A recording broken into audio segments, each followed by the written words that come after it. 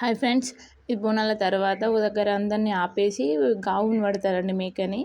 చూడండి, పోతరాజు లెక్క రెడీ అని చెప్పేసి గావు పడతారు. మీరు అందరూ ఇంత కష్టపడి వీడియో ఇస్తున్నా కానీ ఎవరైతే లైక్ అయితే ఇవ్వట్లేదు. ప్లీజ్ లైక్, షేర్, కామెంట్ చేయండి. నెక్స్ట్ వీడియోలో మాత్రం చూడండి ఎంత బాగుంటుంది అసలు టెంపుల్ వ్యూ అదంతా.